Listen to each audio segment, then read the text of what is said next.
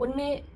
बहुत क्लियरली बोल रखा है कि नाइट्रोफ्यूरैन, नाइट्रीमिडाज़ोल, उनके मेटाबोलाइट्स जो हैं जैसे AOZ, वो कार्सिनोजेनिक हैं। दे shouldn't be tolerated in any amount, 0.7 हो चाहे 0.4 हो, 1 हो, बिल्कुल भी नहीं टॉलरेट करना चाहिए, ठीक है। और एक और चीज़ मैं कन्फ्यूजन हटा दूँ कि बॉयल करने से वो निकल जाता है, तो एक स्टडी मैंने देखी थी, उसमें ऐसा था, मैं अपने लिंक में कमेंट सेक्शन में डाल दूँगी, कि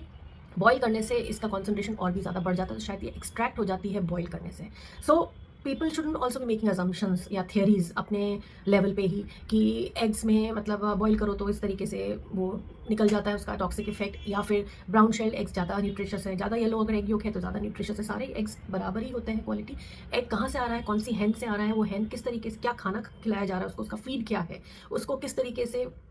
ट्रीट किया जा रहा है, पोल्ट्री फार्म में केज्ड रखा गया है कि फार्म में रखा गया है, और किस तरीके से उसको हेल्दी रखा जा रहा है, वैक्सीनेशन के थ्रू रखा जा रहा है, कंटिन्यूस मॉनिटरिंग की जा रही है, ड्रग रेजिड्यूज पाए जाने पे उसको ट्रीट करा जा रहा है, उसके बाद उसके एग्स यूज़ करे जा रहे हैं। बहुत सारे स्टेप्स पे ध्यान दिया जाना चाहिए। और उनको जब वेंडर्स को सप्लाई किया जा रहा है तो किस क्वालिटी से किया जा रहा है, और वेंडर्स को क्या डेडलाइन दी जा रही है कि वो मार्केट में उनको एक टाइम पीरियड में बेच दें। तो ये सब जो भी हुआ है, जो मैं कह सकती हूँ कॉन्ट्रोवर्सी, उसमें एक ही चीज़ दिख रही है कि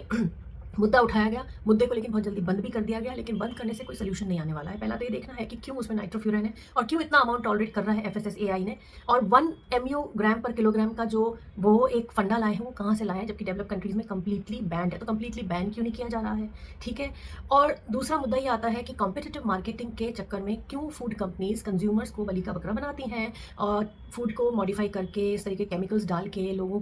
को गिनी पिग्स क्यों ट्रीट कर रही हैं, ठीक है। तीसरा ये है कि FSSAI क्यों नहीं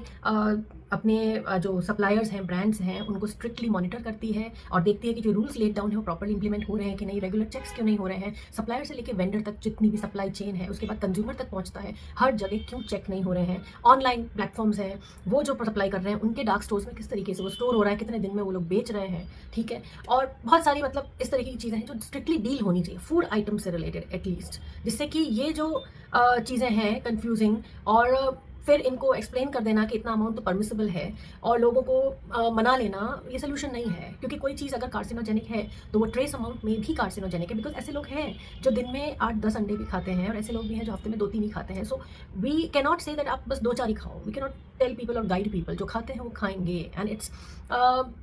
privilege that they want to eat, तो उनको खाने देना पड़ेगा। हम ये नहीं कह सकते कि आप कम खाइए, ठीक है। So whatever food items are in the market, at least हम कंज्यूमर्स को ऐसा लगना चाहिए कि ये जो हम खा रहे हैं ये एडल्ट्रेटेड नहीं है, इसमें कोई ऐसी दवाई नहीं है जो हमें नुकसान पहुंचाए, हेल्थ रिस्क पोज करे। तो FSSAI का यही काम है कि वो स्ट्रिक्टली जो है फूड की स्टैंडर्ड्स को एंड क्वालिटी को मेंटेन करे, बहुत ईजिली लोगों को इस